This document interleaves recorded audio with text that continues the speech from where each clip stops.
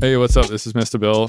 Before you listen to this podcast, I just wanted to let you know I'm going on tour. Go check out mrbillstunes.com/tour. I'm going to a bunch of cities and a bunch of new dates are constantly getting added, and enjoy the podcast.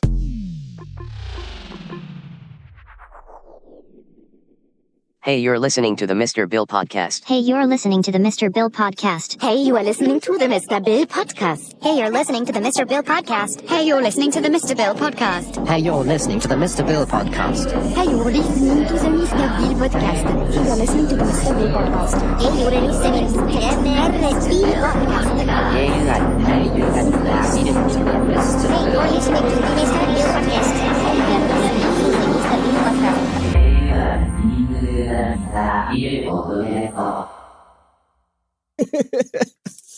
All right, we're recording. This is all going in. All right, here we are.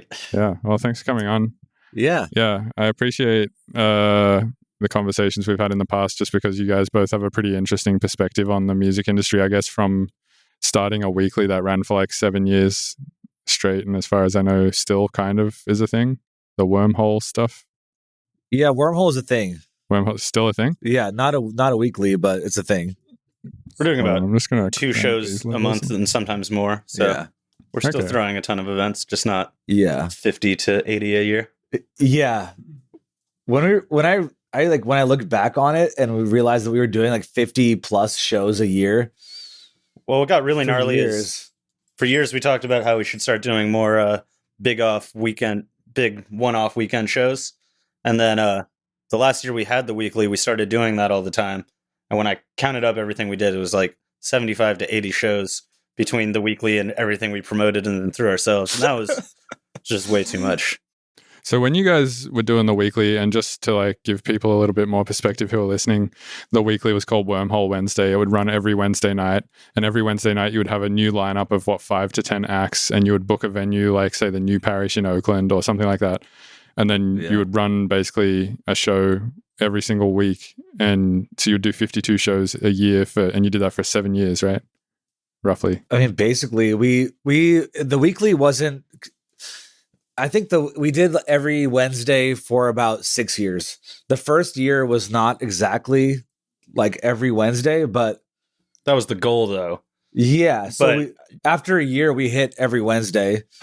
So for maybe 6 years we did 50 shows a year, so that we did like over 300 shows as the weekly, and then other shows on top of that too. But yeah, the weekly, we never took weeks off either.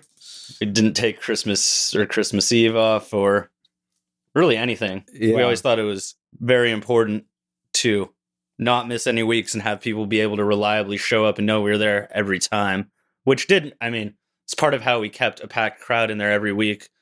Is on top of the bass music kids that like knew who we were booking and wanted to come see the acts we were bringing out, we also had a lot of just like regular Oakland and just Bay Area people that were like, what do I want to do? It's Wednesday. Oh, Wormhole's at the New Parish. Yeah, it's like it's an industry weekend on Wednesdays. So like, right. So if you're working the bar or like restaurant industry, that's the night you go out. That's like your Friday. Interesting. Okay. And did you guys specifically build the night around that from the get-go for that reason?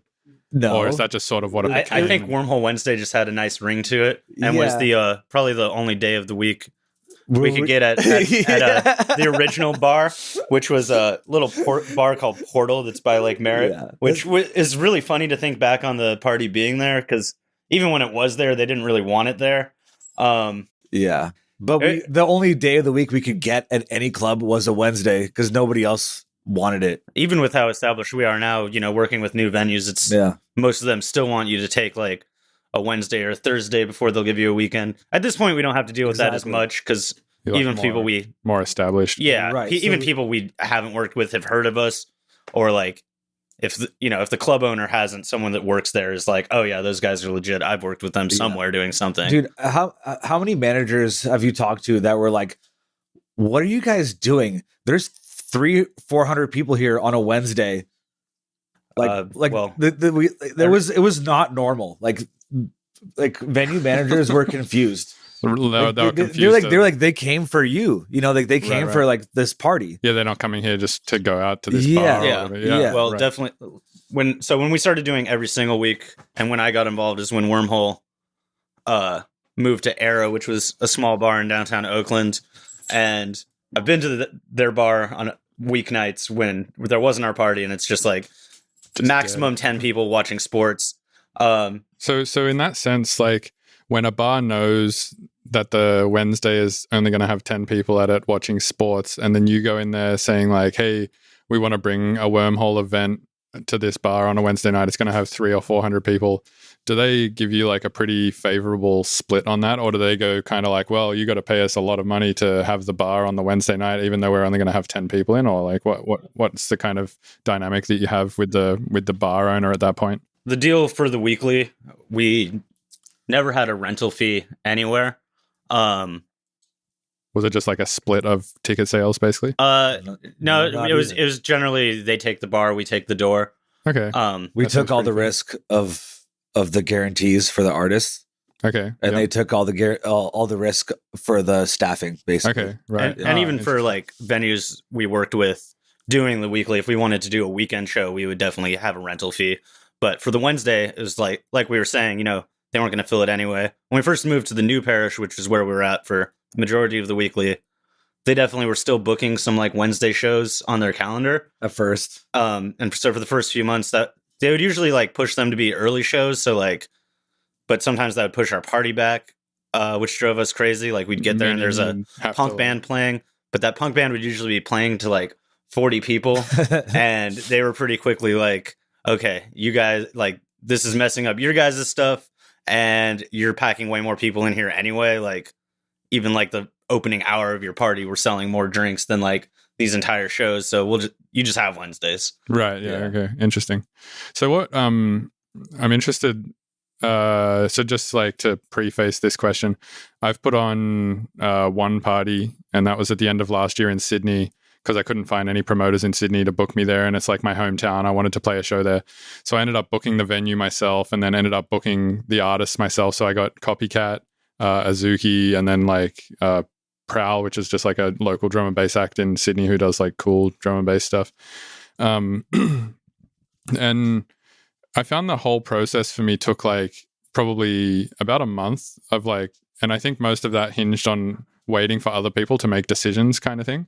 It wasn't necessarily like me that was being tardy. I was pretty quick on sending emails and sending money to the venue and to the you know, artists, and buying flights for people when I needed to, and like I was pretty on the ball for all of that stuff. But still, it's like the whole process hinged on other people agreeing to things and doing things when they were supposed to and all of that. So it's like for my experience, and this might just be because I did it in Australia and Australia doesn't take this stuff maybe as seriously, but it took me about a month to 6 weeks to kind of like get everything locked. So if you're doing a weekly, does that mean you were sort of planning weeks, like 6 weeks in advance kind of thing, and just constantly working on future shows? Or like how did the schedule, because also from the artist perspective, if they're like doing a routed tour or something, they need to know quite in advance before they're coming to your venue to play as well. It's not like, you know, you just book a weekly and therefore you just book them week of, and so on and so forth. And so I'm just curious, like kind of my question is like, what did your schedule look like to make this happen each week? Well, so the first thing with that, I would definitely say is that I've said for a long time that the hardest part about throwing shows is finding a venue. Because venues have packed calendars. They're trying to figure out a day where they're literally not booking anything themselves that they would make more money on. So obviously with having the weekly, and we know we're there every week, that takes that out. We definitely had an issue for a while, though, I guess. I mean, not necessarily an issue, but for a while we would just kind of like, people would hit us up, be like, I'm coming through town. We'd book them, and we'd also just be reaching out to our friends, local DJs, whoever, and just filling them into the earliest date we had available. And then we started noticing that sometimes we would get hit up about these big tours, and we'd already have filled that date with like people that lived in the area, and we could book literally any time.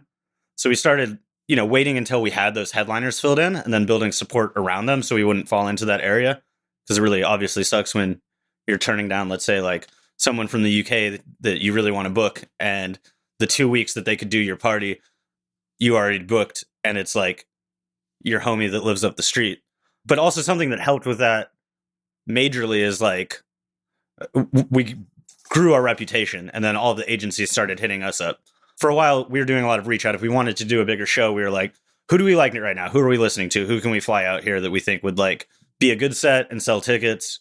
And suddenly, like after a couple years, it was like every single thing I'd want to book, someone's hitting me up 3 to 4 months in advance, like, hey, we want to play your party on our tour. And people loved like being able to fill their San Francisco date, which is, I mean, we weren't in San Francisco, we're in Oakland, but they play the Bay Area for a party that they know there's going to be people at no matter what. And they fill it on a Wednesday.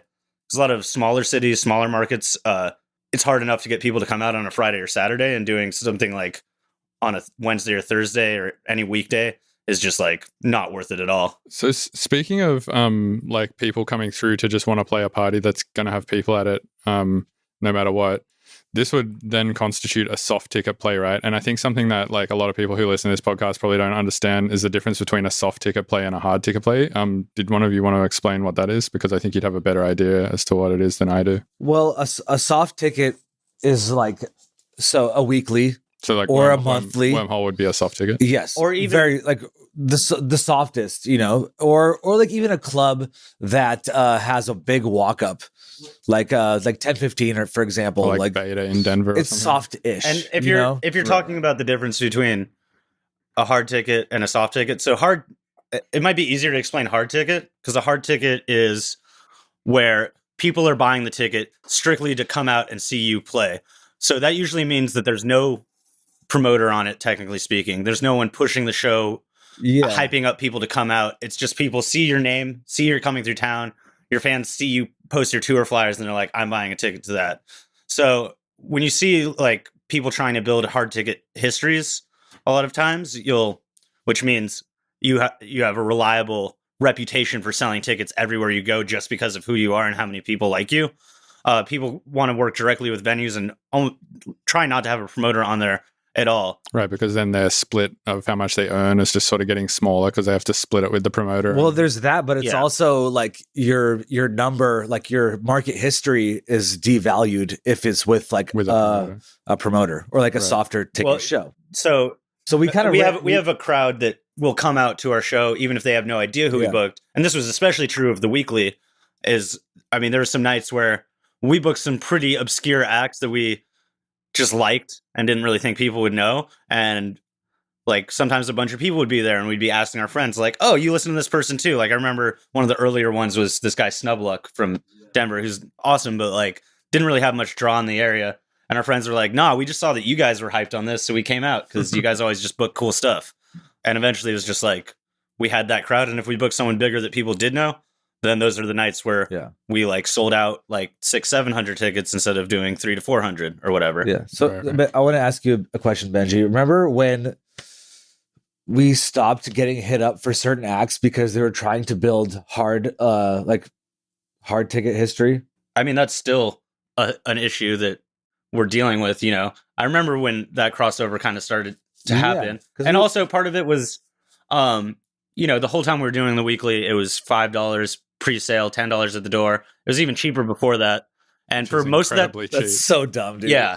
At the very end, we would do like, why did we even do that? Yeah, because that's how we kept people coming. Yeah, because we wanted people to listen to the fucking music, And if people know that the party's cheap, that's when they'll come, even though that they don't know or care who's playing. And on top of that, we also had a free option for most of that time where we gave away 50 free tickets online, and you just had to cash them in by 10 o'clock to claim them.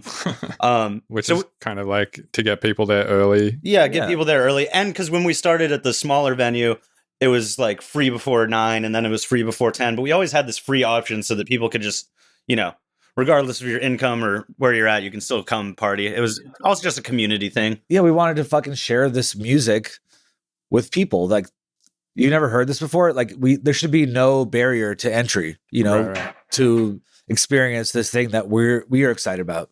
That's kind of what I feel like happened in the music streaming industry too. It was like a lot of people were like, you can't listen to my music unless you buy a CD or a vinyl, or unless you like pay for the option to download it online. And then people like Tom Cosm came around and they were like, you know what? just here's all my music for free. I don't want there to be like a barrier between you listening and me making the shit. And then people saw like, oh fuck, that's a really good model that actually works. And then, I think that was sort of the start of a lot of these, download just in exchange for your email type platforms. And the first thing I remember of that type was Bandcamp. Yeah. And then obviously we started getting download gates on SoundCloud and stuff. And it's like, yeah, you can have the tune, just give me a follow. Right, exactly. And it reminds me, like a couple years ago, I was in Chicago, and I was talking to my friend's housemate that was a house producer, and I was telling him about how this has become the model for bass music. Everyone gives out their music for free for the most part, and then makes money selling shows and merch. Well, and he was blown away by that. And he was like, in the house scene, it's still all about what label you release on, how many Beatport sales you have. Right. That's how you get booked and make money. And he was laughing hysterically as I was like, the biggest acts are giving away most of their tunes as a free download. Right. Well, pretty much like you give it away as a free download, but it's not really like you're getting no value from it as an artist, because like the value you get from a follow is then this very monetizable fan base in the future. It's like if you have 100,000 engaged fans that got to your page because of free shit, but then you tell them to go do a thing that costs money, like go to a show or buy a shirt or something like that. So it's like incredibly fucking valuable. Yeah, they'll come back to you over and over again. Right. After that first thing you give them for free, then you have like a captive audience, right? Exactly, yeah. And that's the thing I think where like maybe this other model that say house people, for instance, take doesn't necessarily work as well, because it's really hard for someone to become a fan. It's sort of like the thing like everyone's a stranger until you let them be your friend type thing, right? It's like, how are you supposed to like make a fan if you don't sort of like show them why they should be in the first place kind of thing? I mean, the other huge thing is, especially now, like that everyone is using Spotify and these streaming services to listen to their music and not have, you don't have to download something and have it take up space in your computer. The people that are downloading those tunes are other DJs and producers, and then they're playing out your tune. And that's hugely helpful, is just people playing your music. People hear that, they ask them who it is, or they just like hear it later on your SoundCloud and they're like, that's the song I heard. I love this song. And they already have that familiarity and that excitement from like hearing it out and hearing it live. As an aside, imagine a house music tune that's 8 minutes long in full lossless quality. That's a huge file. Most bass music tunes are 2 to 3 minutes. Right. Yeah. I mean, I imagine so downloading also though, like the war of the small hard drive was over a long time ago, I think. Yeah, or like a few years ago. Yeah. Well, somewhat. I feel like it's back again a little now that you can't buy more hard drive space for your Mac. Like, it's a good point. I can't buy more hard drive space for my Mac, so now I'm like, it's a bigger deal for me to keep some hard drive space. Obviously, like you can back things up and put it on a external, but right. But there's like you can put a terabyte in a fucking USB stick now. Yeah, right. Exactly. Yeah, I have 4 terabytes of solid states in my desktop, and like, yeah, all of them are like the size of a very, very small packet of cigarettes, basically. Yeah. Or like actually, those little packets of extra gum. It's like that's how big they are. And I just have 4 of those in my computer, and they're insanely fast. And yeah. So I'm curious, like, what's the biggest show and the smallest show you've ever thrown? Well, I mean, smallest show. The earliest wormholes were like 5 to 10 people just on the patio of this bar. And what was the biggest? The biggest was. It's kind of hard to say because we've been involved in like promoting some bigger things, but because the closey like sellout. Oh yeah. So I mean, those would be the biggest, is like co-promoting with the venue on like Closey and on the G Jones show we did at the UC Theater, because that's a 1,400 cap venue. Closey sold it out. G Jones was just like 1,200. No, more than that. It was like 13, maybe. Just shy of selling out. Yeah, right. So that's the other thing about like just shy sellouts. I also want to talk about like quite often artists will put into their deals like back ends and shit like that, and I've seen a few times where like someone will be just shy of selling out, and the artist just buys the last 50 tickets because it's like makes sense financially to do that. just to hit the sellout, hit the back end. So I mean, we can talk more about back ends if you want as well. Yeah. Well, let's get into like contracting stuff in a little bit. Yeah. Okay. Yeah. Well, okay. So for the biggest shows were, probably those. The Noisia Halloween show. And then, was the biggest Wormhole Wednesday was Wormhole Halloween with Noisia, EPROM, Ankle Pants, and Saruta, B2B, Noah the Boy. How was the Ankle Pants set? That was great. It was hilarious. His monitor was going out, and he was like, into his mic being like Gleb, like through like a modulated like whatever, like through an effect, like, and I'm like, is that my name? And he's like, yo, this monitor's out, and I'm just like, this is like 3 a.m. It was so I'm like kind of fucked up. So right? he played like last. He played 2 to 3, and then there was a secret Duff reset closing out. Okay. Which is kind of your reward for getting through ankle pants. Reward, there was some people that like that knew what it was and were excited for it, and then there was definitely a good amount of people that didn't know what it was. Some of those people were stoked, and some of them were not. So it's like you have Noisia, and then you have EPROM. It's now 2 a.m, and this guy comes on stage with a moving dick nose, and it's squirting on you in the crowd. And I definitely remember seeing a lot of comments the next day. People weren't sure. Like, people weren't sure like, what was squirting. What was that? I was like, hi, having a good trip. I had just seen 2 of my favorite acts, and then that happened, and I just had to leave. And other people were like, I had no idea what that was going to be, but it was awesome. I'm sorry. Oh my God. Some people were like angry about it. But that was also part of why we did it on Halloween, because we were talking to him about picking up a tour date. We wanted to do it anyway, and there was another date that made more sense for his routing. We could have gotten him for like probably like half the price, but we were like, no, let's do this on Halloween. We'll pay like more because I think you had to fly from like the East Coast instead of like LA or something. We're like, but it'll be worth it because then Halloween always sells out. We know there's going to be like 700. It was more. We oversold the venue that night. It was intentionally. We were trying to fuck with people. Yeah. We're like, this is perfect for Halloween. And also, if you're just the headliner on a random night, there's going to be some people that come out because they know ankle pants, and like, it'll be a small night for us, but we'd rather put you in front of a huge crowd of people if we're going to do this and be like, yo, check out this weird shit. Yeah. Well, that's the thing. So like ankle pants I've known for so long. Like he's an old friend of mine from Australia. I've had him on the podcast as well, and like the way I feel about it is it's like the most intelligent shit.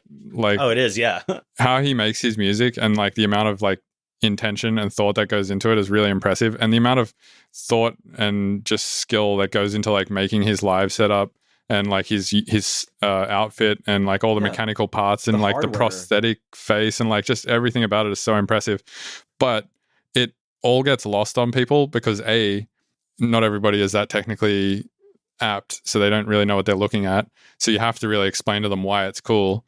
And then secondly, it's just, I think, like very intentionally supposed to be, I don't know, challenging, I suppose. And it's it's fun. It was funny talking to him about it too, because like I think a lot of people see it as silly, and he sees it very as like he's very not silly, but like serious and like meant to like spook you and make you uncomfortable, but like not just like as a joke, like, which I think unfortunately it does come off that way to a lot of people. Well, when you're wagging your fucking penis nose in everybody's face, it's kind of like, it's distracting. It's hard, yeah. It distracts people from the fact that there's 100 fucking MIDI inputs or microphone inputs. Like the whole thing is controlled through like his bodysuit. Yeah. It's a technological wonder. Right. What he's doing is it's amazing. Right off the bat, when I first saw a video of him on the internet, I was like, the way the penis nose was moving on its own through the whole set. Yeah, it's very alluring. I was like, it was alarming, but it was also like, I liked it.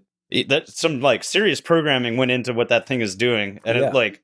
Was it? It looks like someone who really knows what they're doing, which he does. Obviously, was it the boiler room? Yeah, it was set? the boiler room. One. And then it was great when we had him too, because I'd mostly watched like the boiler room video and videos from around then, and in those he's mixing in like Ableton, I think, but he didn't have the whole suit with all the little electrode like motion activated triggers. So he was like, we were talking to him about what we'd seen, and he was like, well, now it's all like wireless. Right. It's just me moving my arms and legs. So I have a question for you guys. And this is kind of not necessarily related to ankle pants, but related to like the concept of people not getting it.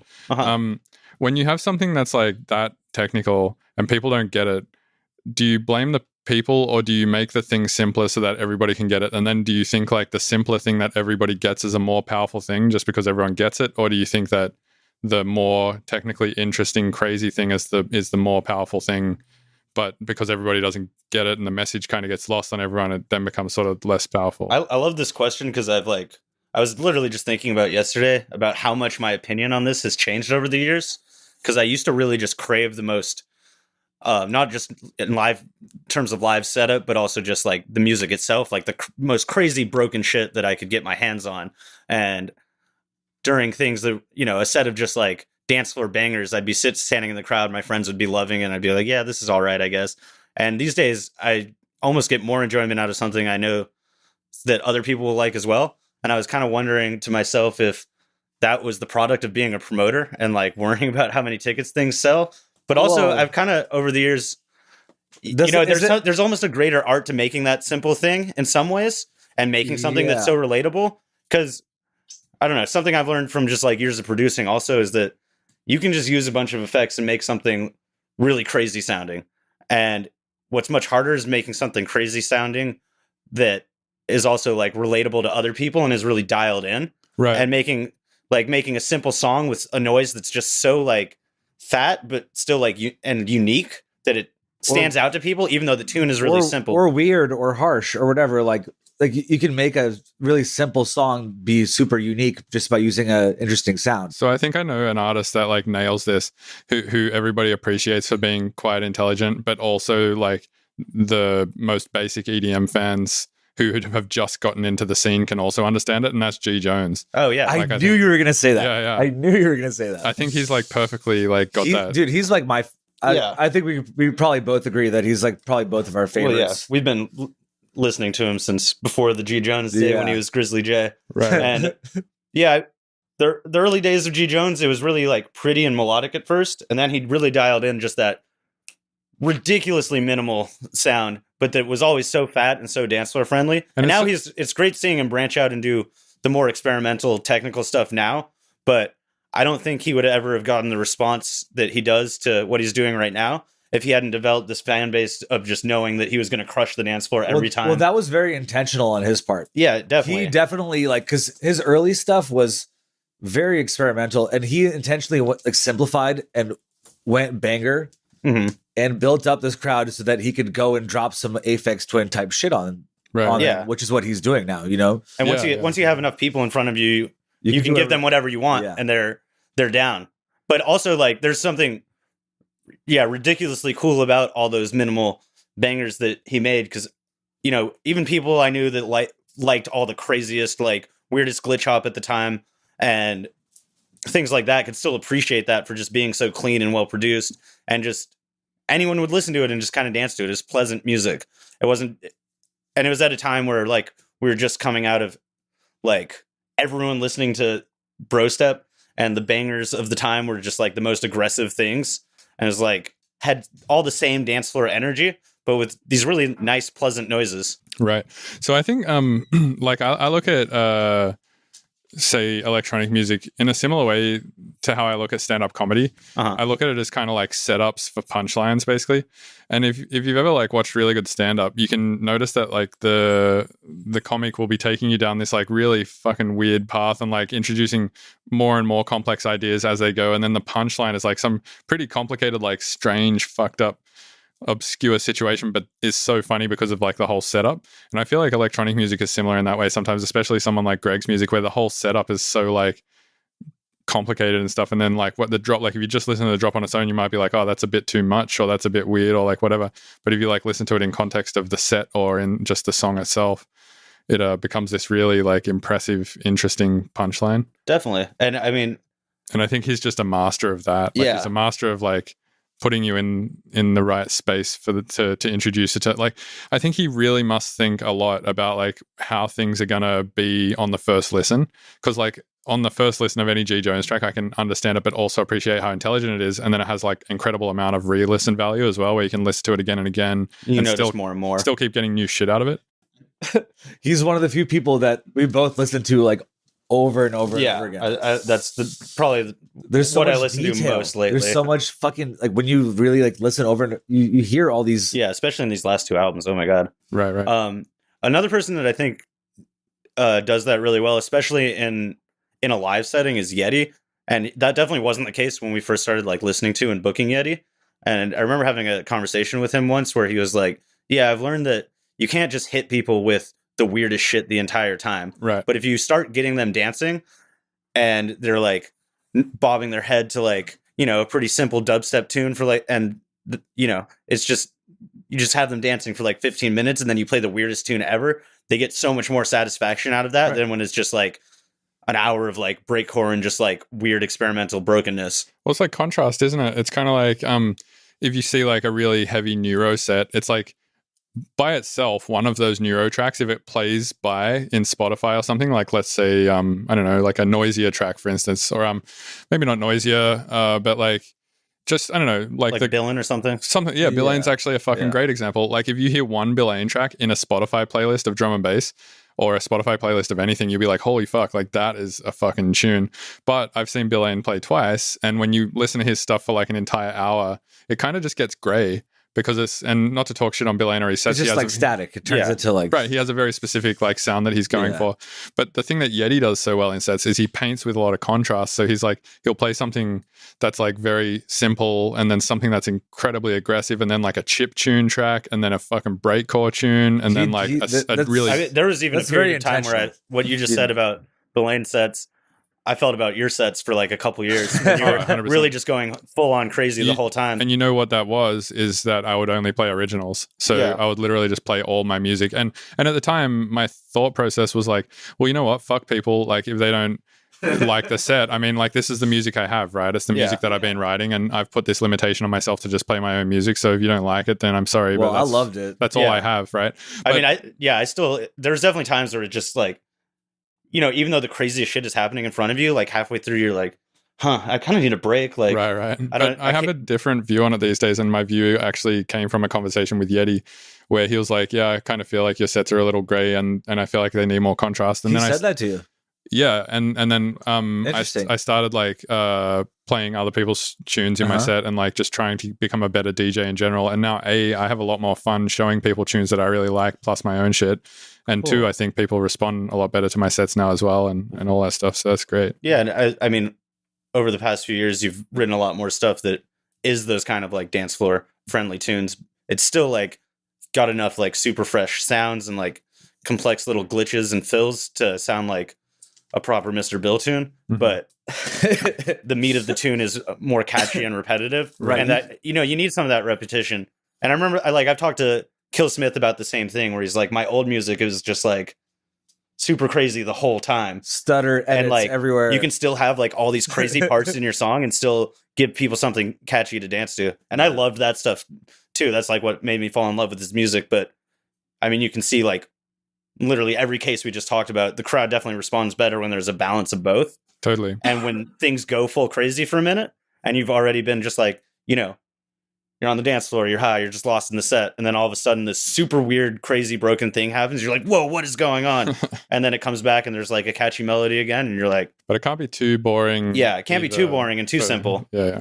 Have either of you guys read David Byrne's book? I forget what it's called. It's like Your Brain on Music, or like this is. I haven't. What's the crux of the thing? So one of his like main points is like basically like the thing that allures people or brings people into a song is that it's familiar, and then it resolves in a way that you would not expect. Right. So he actually talks about Skrillex in the book, and he's like, it's familiar. It's like he's not doing anything new with music theory, but the sounds are like, they're like alarming. They like they trigger your like primitive like fucking animal response, because it's like loud. It's like a catastrophe is happening, because it's so loud and harsh. It's weird, because when I think about when I first heard Skrillex when it was first coming out, I was like, whoa, this is the most like aggressive, like crazy shit I've ever heard. And when I go back and listen to those tunes now, I'm like, it was actually pretty simple, and like just had like no one was using those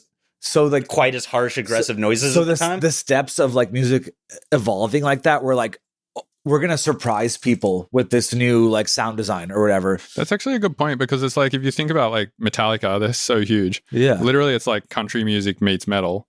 And then if you think about something else, you're right, man. And then if you think about like Deadmau5, it's like fucking Trent Reznor meets trance. Yeah. So it's, I think like, those combinations are really powerful, huh? Have you heard the Rascal tune, like the RMR? I don't think so. I got Gleb called me at 1 a.m. last night, telling me I had to remix this thing. It's a country trap ballad. It's a country trap ballad. Oh my God. It's like the follow up to Old Town Road, but by a different artist. It's basically a cover of a Rascal Flatts song, but sang by it sounds like a church like R&B singer, but the music video is all these guys in ski masks holding guns. And they're like singing about like I love you and like all these sleepless nights. It's like and then I don't know, the peak moment for me in the track was definitely when he sings what is it? I came up and so can you, and a big fuck you to the boys in blue. Yeah, and fuck you to the boys in blue. And it's all like country, but it's also like it's like it's an emo fucking. It's like I love you like kind of song, but he's like pointing an Uzi in your face the whole time in the music video. Jeez. I don't know how this. Oh, this came up through the contrast and like, yeah, a lot of the lyrics and subject matter just seem so out of place with this. Like it's literally just like an acapella over like a little bit of piano. Yeah. There's no drums in the entire thing. Which is why I told him that he should put fucking drums on it. And it would be easy to remix. I don't really know if I could see it going in my set, but it would be fun. It would definitely get a lot of plays on YouTube. So I want to circle back. You said like when you first started booking Yeti, he had like a pretty like more crazy sound than he does now or whatever. Definitely. Yeah, there was some straight break. I remember this. There's like a break. Yeah, he doesn't play breakcore anymore. You're right. Like a mashup of the Beastie Boys and these Mario samples, and just like had all these rapid tempo changes where it goes up to like 999 BPM. I think that's on a Dayton Dubs.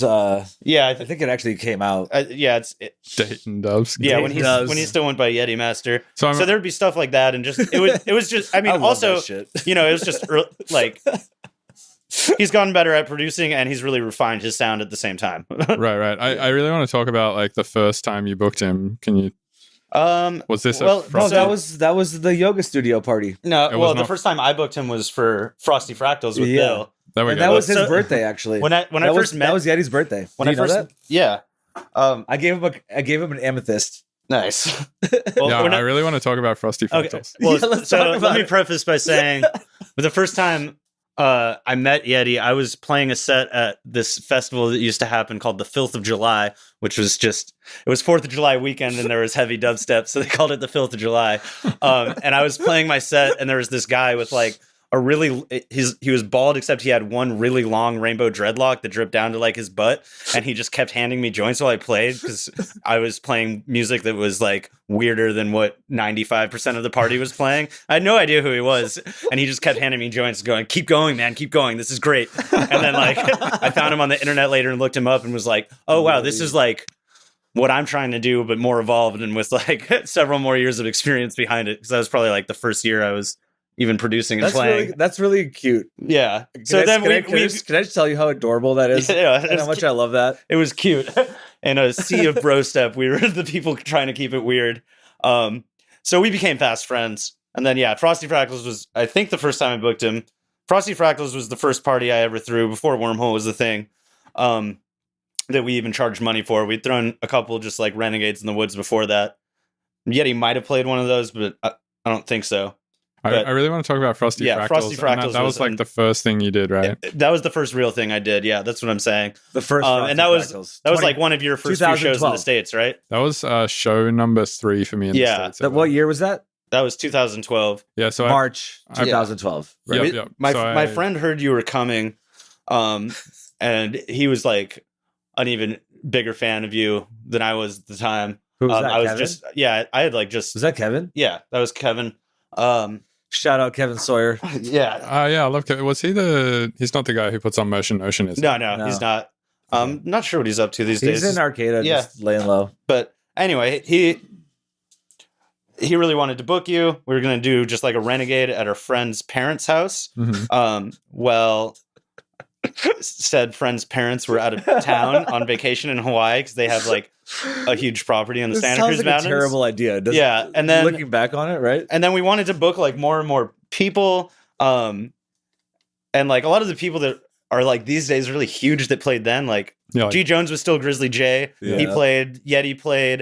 It was funny. Yeti had just changed his name from Yeti Master to Yeti, and Yeti Master was YETI, and Yeti is YHETI, and we built it as Yeti Master with the H, which Tyler thought was funny because his name was never quite either of those things. Right. It was just kind of this weird mix, but he didn't even and also, correct us. Bleep Bloop played. Oh yeah, I think Bleep Bloop played the second year for sure. Sugar Pill played. No, not Sugar Pill. We booked right after that. You know what? You played Sugar Pill. Bog Trotter played. Which was a very last minute ad because someone just hit me up and was like, "Hey, this guy Bog Trotter is just in town hanging in Santa Cruz for a few weeks." And I was like, "Cool, yeah, we'll throw him on like 5 a.m. I still got a slot."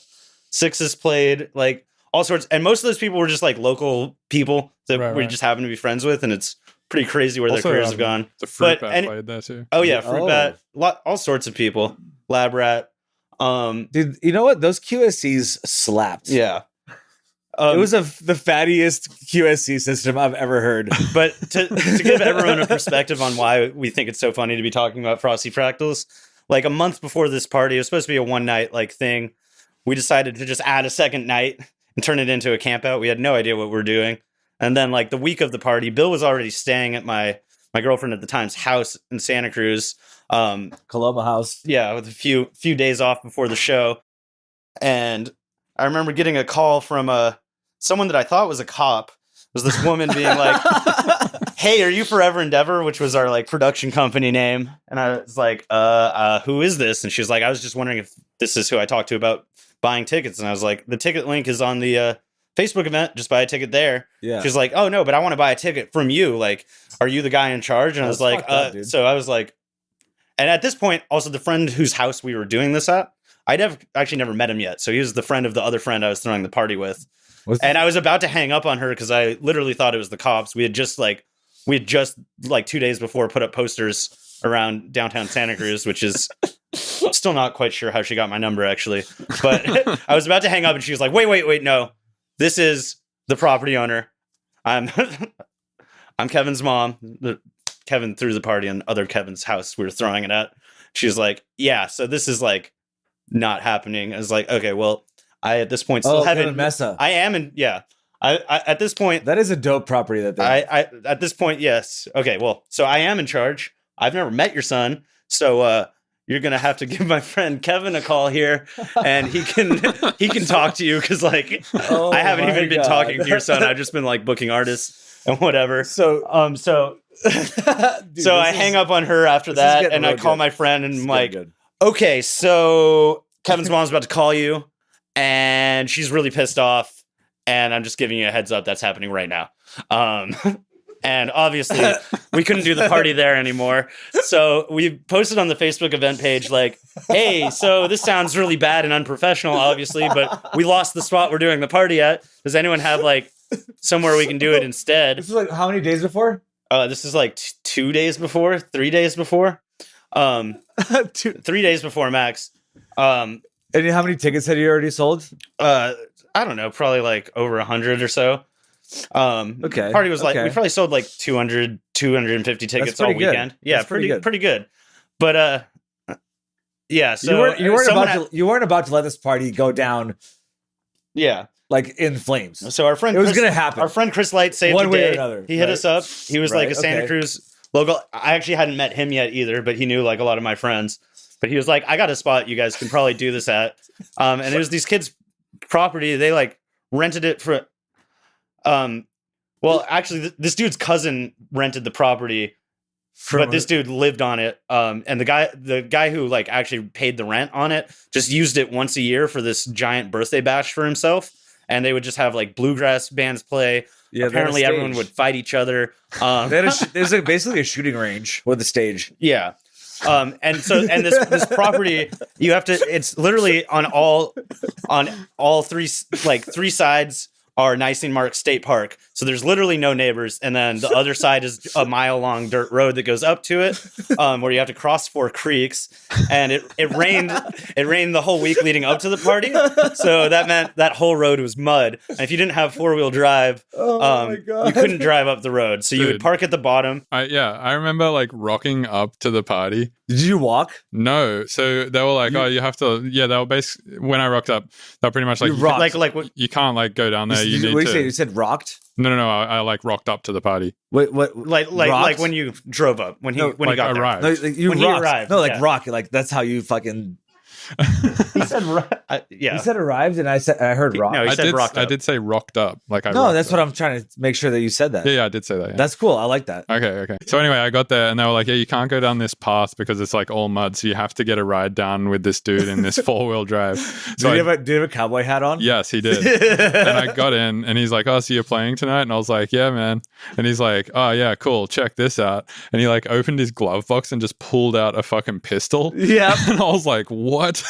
Yeah. And he's like, yeah, you want to shoot it? And I was like, Was he in a sure. Jeep? Yeah, Was he in a Jeep Cherokee? Yeah, dude. I And- rode with that guy too, and he, man. like- So I thought I was gonna die, Bro, bro. he did not drive safely. He was just hammering it No. around this thing. Yeah. He broke his car by the end of the weekend. Yeah, I mean, there's several people. They were all pretty much the same person, just different dudes, all giving rides in their jeeps up yeah, to the top. And so Yeehaw! you would get there, you would throw your camping gear, all your bags in our friend's like van because it was just like That a was Kevin- that van was- with no seats in it. That was Kevin's van, right? no, that was Brenny's van, I think. But yeah, so Dude, I lost so my that- bags that- for the whole weekend. yeah. Basically, is you what I'm would trying you to would say. you would throw all your stuff in the van because the van could fit like a ton of bags, and then you and like 4 other people would get in a car with a hillbilly. That was my guy was just blasting Gogo Bordello at like Yeah. as loud as his car would go. Yeah, and just like like drifting through the corners on this dirt road. This is a very narrow dirt road also where you can fall off the cliff on one side. Right. But these guys obviously just drove this all the time. And thankfully, like, you know, the guy we rented the property from, he could clearly tell we had no idea what we were doing. He's like, well, you guys are like hopeless. Like, I'm going to call a bunch of my friends and make sure this party goes off, which they did like help do everything. They also like, so like one of the same guys that scared drove people. everyone up to the top, that night at like 4 a.m, he just like drives onto the dance floor and just like does like 5 donuts in his Jeep, sprays mud all over like our front of house booth, and sprays all of our lighting and sound guys with mud. It gets all of their mixers and gear are just covered in mud, and then just drives off. But that same guy that did that also towed the truck that was carrying all the sound and lights out of a ditch it got stuck in on the way in. So he basically saved the party and then also like ruined a bunch of gear like 6 hours later.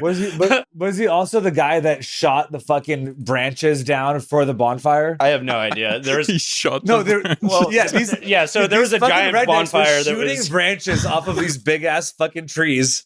Oh my god, dude. there As you would, you just shoot them off. Like, there was a you can't reach it with a bonfire saw, that it's up there.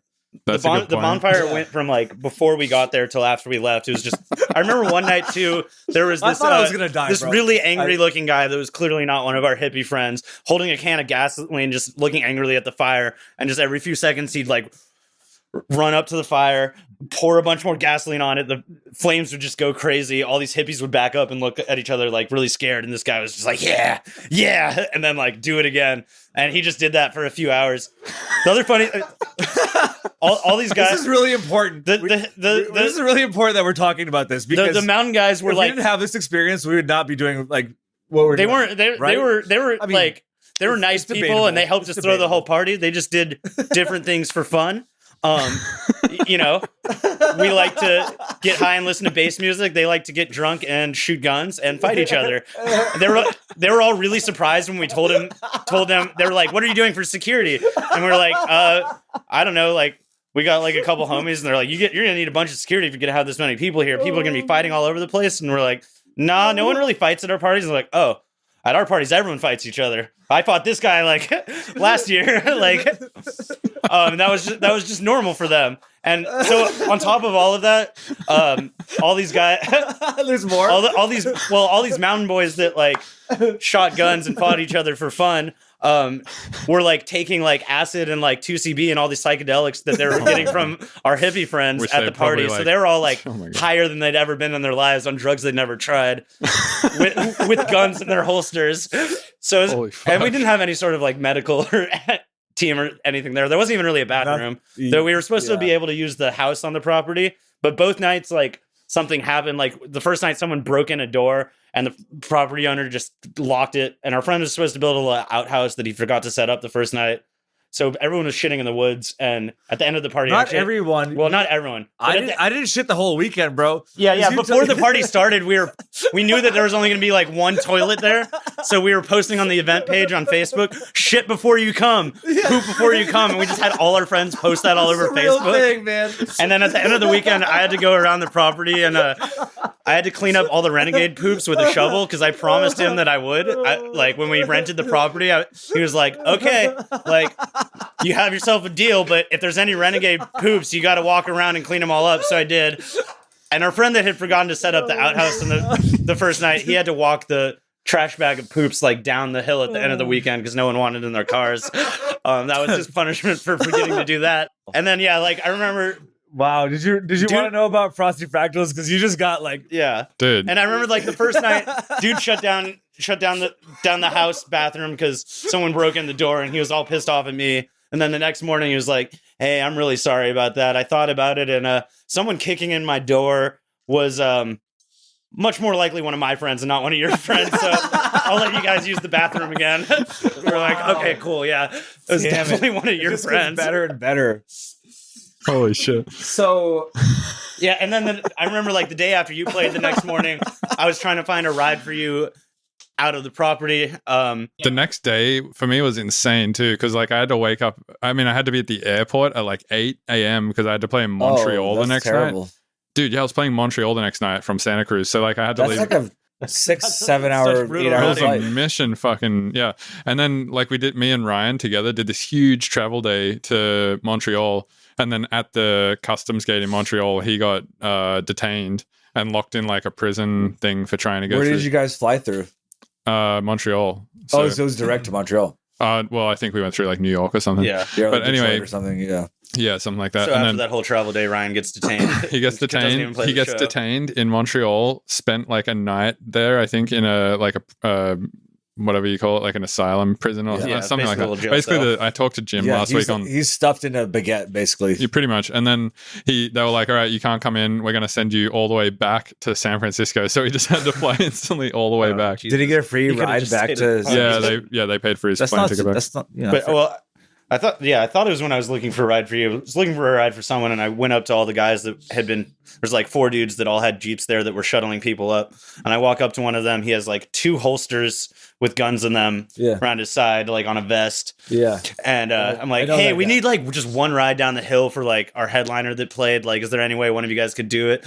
And he goes, "We all wrecked our Jeeps last night driving everyone up here recklessly, so none of us can even drive our cars right now." And then he just snaps his suspenders where the guns are on and goes, "Plus, we've been drinking. You don't want us driving anyway." And then they like literally just all walked off like single file into the woods to go shoot guns at trees some more. And I was like, "Cool, this is where we're at, I guess."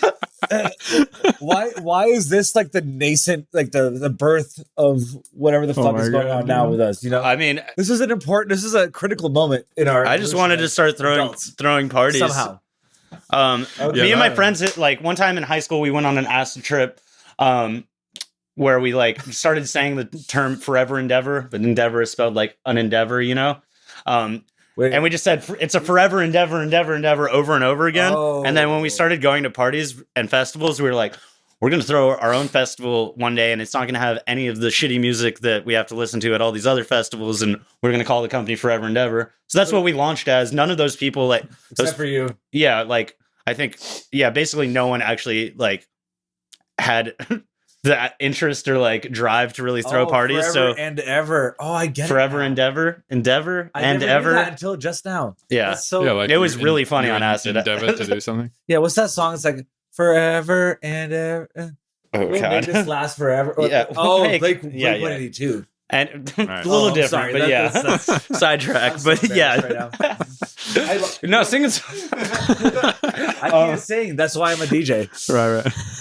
Yeah, so that's kind of just how all that started, and then we threw a few more parties. That's an incredible story. I lost all the money I was throwing these parties with, and stopped for a while, and then you guys started doing Wormhole. Yeah, and then you were like, I didn't really let me help. Well, I didn't really want to get involved at first when it was just like on the patio. Yeah, let's maybe like circle back to contracting because like that's one thing that I would kind of like to talk about. I know back it's like end deals and things. Maybe a few managerial things because I feel like one thing that helps a lot of people who listen to this podcast, like a lot of people who are listening are just like aspiring producers and shit like that. So things like this, just to hear more about the back end of the industry. Like I talked about a lot of back end shit with say Jesse and Anand. And I feel like a lot of those those pieces of information really gives like aspiring producers who don't fully understand how the industry works because they haven't been involved in it really. Like all they've done is just sat in their bedroom, sort of wrote music. So it's really nice to get some insights from people like you who are on the inside of the industry and on both sides, which is helpful. Well, yeah, you're specifically on both sides, which gives you some interesting insights as well. Yeah. So like, what are you wondering specifically? I guess like, here's a good question. Like for an aspiring producer, like what would your suggestion be for them if they're trying to get booked at say an event like Wormhole or something like that? Because a lot of people who are just making beats in their bedroom want to start playing shows, right? The biggest thing I would say, first of all, is that you need to hit up the people you want to play for. So you think hit up promoters directly? Yeah, figure out who the promoter is and hit them up is definitely a good start. It's kind of funny how often I talk to people that are like, how come I've never played Wormhole? Like, how come you guys have never booked me?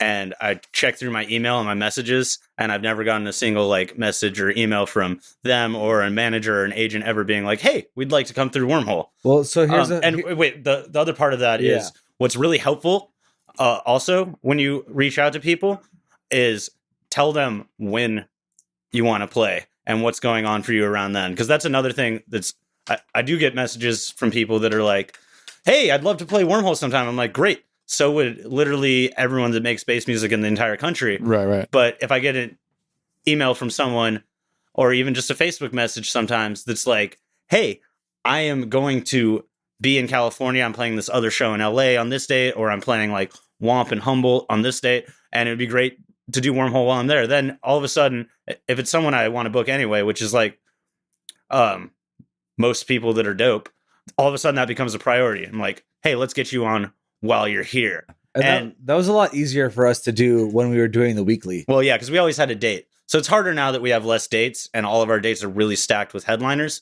but it's still very helpful. And that's also something that I learned. Reach out, network, like express interest. I definitely got. What do they say? The squeaky wheel.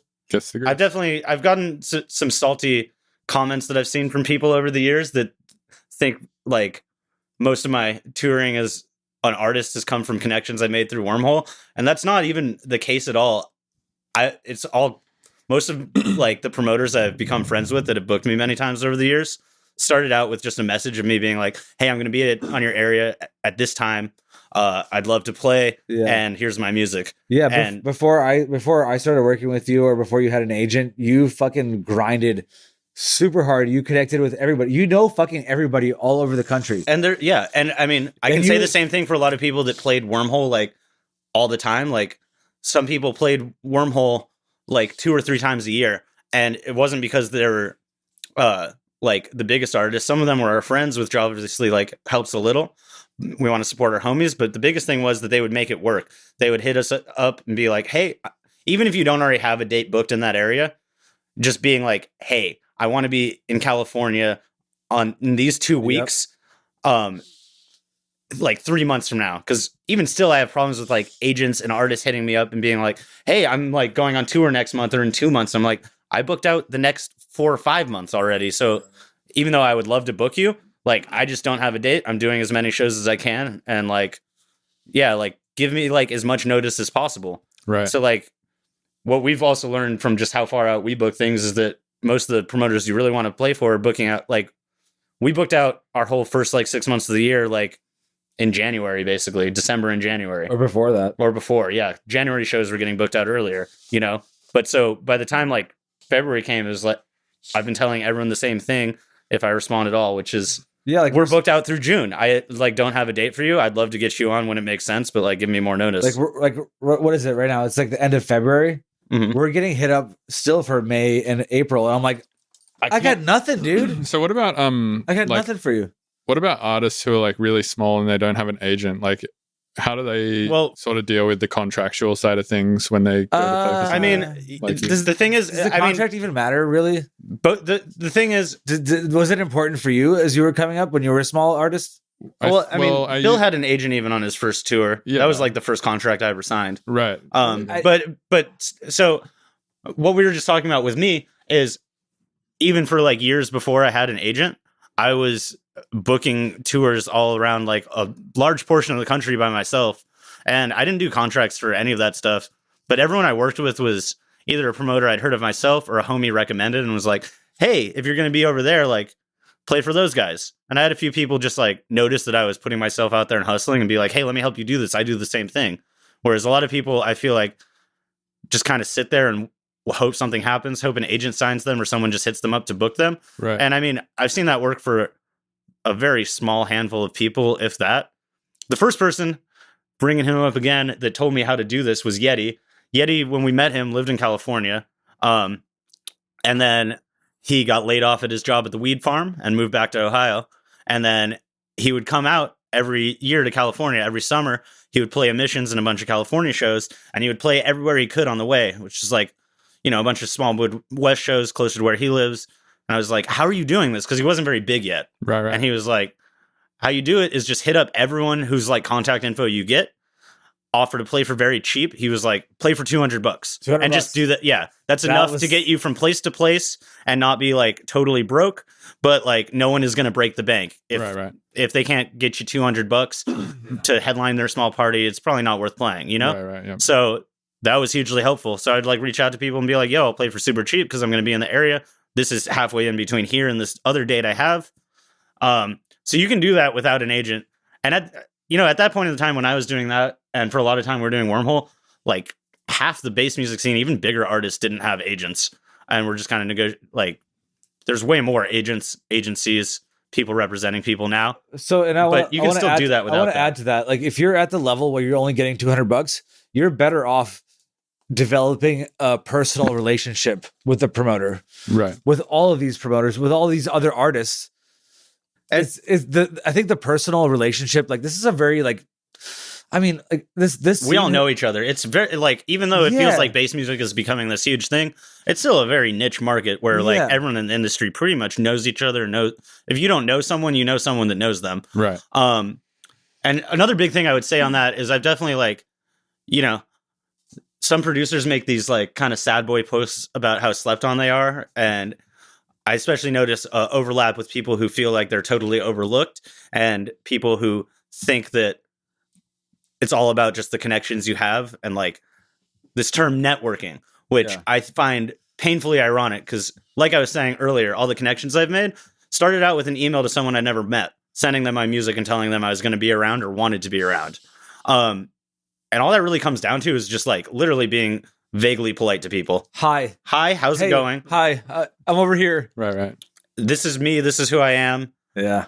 You know, I'm not going to say I don't say, hey, I'm an artist and I also throw Wormhole because I know that name familiarity helps. Right. But whether you have that or not, it's just like reaching out, being like, and no matter who you are, if you're like at the point where you feel like you should start touring the country, you probably have some label affiliation, something where you can be like, these are my homies, this is who I've played for. Well, I also think people, like a few people who ask me this shit online, which is like quite a lot because you know a lot of producers look to me sometimes I think as like a source of authority. You're the guru. How do you start playing shows? Right, yeah. And a lot of them I'm like, well, have you ever played a show?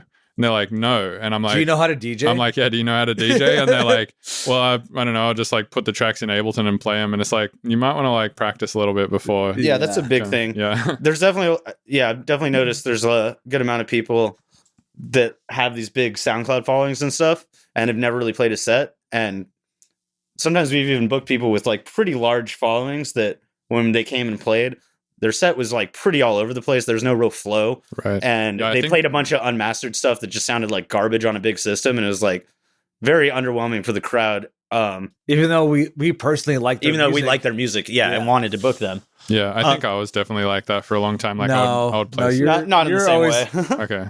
But I don't know. The first time I heard you play at Frosty Fractals, well, I might have been high on acid and drunk on tequila, but my jaw was like down by the fire pit. Like, I will say, you know, like I was saying earlier about your sets being like a bit too crazy for what. Yeah. And I feel like when we first booked you for Frosty Fractals, that wasn't quite on the like too much range. Okay. You kind of got more into No, that that was later, the sexy especially as you fucking branched out sparkly- more. It was like I'm listening to like future bass 1 minute, and then like 30 seconds later, I'm listening to heavy neuro drum and bass. And like Right. for me, I listen to everything, and that's fine for me. I've never But had for an the issue cra- with but- with yeah. your sets. Like But- I'm like I love all of like. But I can see why a lot of people in the crowd have very like specific taste, and when you jump around all over the place, like I used to have a huge problem doing the same thing where I'd play like, and I still go all over the place in terms of like style and tempo, but I found like, as you should. you know, I you feel- should. I think that makes your sets dynamic. Yeah. But there's also, you find those little things that tie all the tracks together, like a certain like range of sounds and like Yeah, tones and stuff. or a that- melodic like a theme or yeah, something. You know? without branching out too much. There's stuff I'd love Or to a play because key, I think it's great, but it's like, relative key. it just doesn't signature or make something. sense in the middle of my set. Like, Right. just throwing in a random square pusher track or a random like Cashmere Cat track or something. It's just like, even No, though there's do it. You elements should- of that, it's no, just you too should much do off that, one. but you I should mean, just, I have, but it's got to be in a certain way. that's true. Like I opened my set at the Unce, I think, like last year with a Cashmere Cat track, but Yep. instead of it dropping into Miramaro, it dropped into like this heavy like trap tune. Yeah.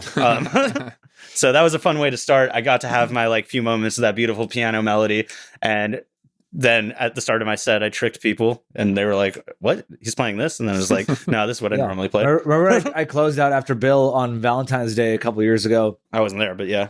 and I did fucking like the do you like drugs that tune Yeah. into Oh yeah, I remember that. What into was like that? a Trevor Kelly mint tune. Yeah. You had that. You did that mashup a few times. I've heard you play Yeah. that, and that's fun. Or it was a cheat tune. It was like a cheat. But see, you figure out ways to make those other things you want to play in your set work instead of just going like totally left field. It's This like is we'll play a something, snippet of it. This is something I've been doing lately a lot with sets, and I got this idea, and it's probably not like a fresh idea or anything, but I found out about it through Squanto because he's sort of pioneering that like incredible like 4-deck mixing rhythm shit a little bit with like Subtronics is doing a lot of that too. Oh yeah, that new And- Subtronic mix is like it's Ultra crazy to Chop? listen to because Insane, dude. Yeah. Is it Ultra Chop? Is it? Well, no, the that's- Subtronics one is Squanto. just like Megatron? little bits and intros and drops of all these different tunes, Right. and it's like Is it all the key and 150 shit? tunes in like 20 minutes. I haven't heard it. Some of it's like rhythm, and some of it's like there's a bunch of G Jones tracks and like Right. Chi. I think there's one. But G. one Jones track. one thing I've been doing a lot in my sets now is like making edits where like you basically will just like rip a build up from some other EDM tune Yeah, and then just like put your drop in there. So it's kind of like everything is very DJ. that's what I was just talking about with like the Cashmere Cat tune. It's Right. like- yeah. Or what did Greg tell you? Like, can you can you? Oh yeah, so like the first time Yeah. G Jones, like well not the so, when Is this When okay to Greg sh- G. Jones it's okay first to share started- this, yeah. Yeah. When he first started playing, well, maybe not. We might want to ask him, but anyway, when he first, No, he's over that. He's beyond that now. yeah, true. Well, when he first started playing like the big Insomniac raves, like Beyond Wonderland, EDC stuff like that, I ran into him at a festival at Symbiosis, and we're friends, so we're like hanging out, catching up, and I was like, "So what's it like playing those things compared to like the more hippie underground festivals we normally play?" And he was like, "Honestly, you can play all the same stuff as long as you just throw a build up in there. Right, Those kids, they're new to things. They just want the excitement of a build up. So I have like all these edits of my tunes Isn't that exactly what you were and like saying? EPROM's Yeah. tunes where I like just chopped up the intro into like a heavy build up, and then when it drops, it's the exact same tune. Right, and as right. long as they have that build up and excitement, yeah. And Yeah, I've, as long I've as noticed that you- even with the like more underground scene, like It's I just- started putting build ups in all my tunes, and then it can Yeah. be just as weird when it drops. Exactly. It's the same thing I was saying earlier where like if you just set up the punchline properly, it's like you can kind of get away with a lot more. Yeah, exactly. Hey, we should probably wrap this up. Well, okay, let me throw in a little bit more advice for newer Yeah. producers. Here's a big thing I've noticed lately is I see all these posts on Facebook from kids that are like pretty good producers and are really frustrated with where they're at in their local scenes. They're like, "Oh yeah, so and so promoter, they just book their friends all the time. Like I don't know how to break into these parties." And my big advice to them would be to stop thinking of yourself just in terms of your local scene. Right. And that's something that helped me a lot too. Is like I was just playing like our Wormhole shows, and like I said, I started branching out and trying to play everywhere that I could. And the more you spread out through the country, the more familiar you are in the next part of the country. Like first, it'd be like just going to Oregon and Washington, and then it was like Idaho. It's like unlocking zones, like Yeah. like fog of war, right? You play a video game, you're like, I can't see beyond Yeah, until this I area unlock that. until I'm there. Right, exactly. Yeah. So just go. Yeah. Push So- yourself out there. So yeah, that's a huge thing that I would say. And also, if you're a local producer and you feel like you're competing with all these local DJs, stop playing on the same parties as them. Mhm. Yeah. That's something I noticed. Like some people that are locals here that are our friends come to all of our events and whose music I like. They're like, so like, when are you guys going to book me for Wormhole? I'm like, when you stop playing like every Renegade Warehouse party and like weekly, every other week of the month. Right. Because Like, I know, like, I only have so Yeah. many shows. Our shows, are going to have a bigger crowd. You're going to Yeah. be opening for like some really big producers. So like, wait for that. If you've Right. played once a month for the last 3 months, why would we book you? And the thing about waiting for that is, you still want to play shows. You're still hungry. You want to get out there and get that. That's why you should be hitting up the other places you can play. right. Get yourself out there. So, and something that I think about a lot as a promoter with that too, the people saying these things, they feel like promoters are just putting on their friends and the same people over and over again. And that's true to an extent, but there's not necessarily anything wrong with that. Like we have our team of residents. And when it comes to like, I just booked a show. We need to fill the opening slot. Like, who's it going to be? I'm going to pick one of the people that's been playing for us for 7 years, And I also know that they'll reliably can open up a dance floor and play a good and opening they'll get set. back to you when you ask And them. they'll get back to me quickly. Yeah. Yeah, you're like I need to fill this slot, and they're gonna respond to me because like they were friends, Right. And that- or they know my name, so they're gonna like see the message, and I'm like, whatever. And on the flip side, like a lot of the people that are part of our crew like that are DJs that aren't really pushing like a music production career right now, and they're going to cater their set to like whatever's going on. Whereas if you're like a producer trying to come up in your local scene, like in our scene, for example, I don't necessarily want to just throw you that opening slot. I kind of want to wait until I have a slightly better time slot and you're playing right before an artist that I know you like and that would fit well with your music and actually put you on in front of a lot of people. Then you can showcase the art of it. Yeah. So, yeah, that's just another piece of advice I have is like, stop worrying so much about like being the biggest DJ in your hometown doesn't matter at all. Right. Also- For me personally, like when I'm looking through like SoundCloud or especially Spotify in terms of what cities are listening to my music, Oakland is like so far down there. Mm. And that's where all my best friends live. Right. San Francisco, pretty far down there too. And like the top ones are the same as for everyone, like Denver, Chicago. But then there's also like random places I wouldn't expect, like Dallas sometimes is listening to my stuff way more than my friends at home. And Right, I'm right. like, I could be butthurt about that, but like at this point, I'm also like, I don't know. I think care there's- more about having the genuine fans and other people than just getting the support at home. I'm pretty sure That means less than you might there's, think. There's like a what do you call it, parable, or like the prophet is never accepted in his hometown. Yeah. Like it's very rare that like your hometown will put you on and like blow you up. There is something I've noticed with in like super smaller markets where there's like one person, there's like only one or two people in town that are like really solid producers and they play all of the big shows and they kind of get their name out there that way because they've just done direct support for everyone that's come through town. Because like That works. they're literally the only people that have something to push. I mean, if you live somewhere like where we live, like San Francisco, or especially if you live in like Denver or something, Yeah. It's like super competitive. Yeah, it's I mean, super- especially Denver, dude. yeah, it's super competitive. okay, but you if- can go play other places. Look, at the end of the day, it's like if nobody's paying attention to you, work harder. yeah. Nobody cares. Work harder. Well, that's one Look, thing dude, I I've always. been doing this shit for 7 years. I'm like, I want to be a talent buyer for this festival. No one's hitting me. Work, do better. Yeah, Right. You know what I mean? That's one thing I tell a lot of people as well. I'm like, big whoop if you can't go on tour. It just gives you more time in the studio to get better. Yeah. at Oh, writing yeah, for tunes, sure. you know, Get so. better. But something I would say is Like- I feel like you thought you were great. when I was saying You need to know, get better. you got to get out there and hit people up. Yeah. I feel like a lot of people are like, well, no one knows who I am. So like, I'm not going to just start like bugging every promoter. And that's just not That's true. why- If there's one person that's listening to you or like a handful of people that are listening to you, it's every like promoter in the Right. country. Right. Those, because we listen to everything. We're on Yeah. SoundCloud all day, just like producers. If And we- promoters almost like producers are usually busy making tunes. Like every promoter I know in the country, we know who like everyone is from like smaller to bigger for the most part. Yo, and as a when you promo- hit us up, we're not going to be like, sometimes we might not know who you are, and then you should probably But work if on you- getting your music if you, out like, more. Look But into that artist, like say for instance, somebody from Belegal Beats hit you up, Yeah. and you're like, oh, I don't know who this is.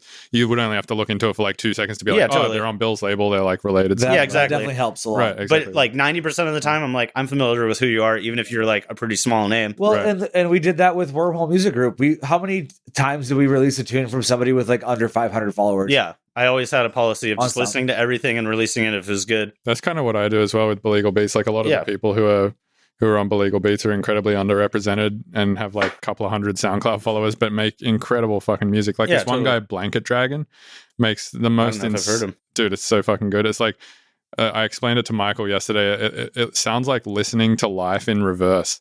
It's like the Nice. whole thing is just super fucking complicated, but all sounds like it's, I don't know, it's very crazy to listen to. But he has like that's 300. That's a high compliment. That's Yeah. like a- Dude, it's the Yeah. glitchiest, coolest shit. I mean, And definitely. also super pretty. And it's like, he's got like a couple of hundred SoundCloud followers and he's like never played a show. I've noticed that I'm excited. Yeah, you should book him. you build.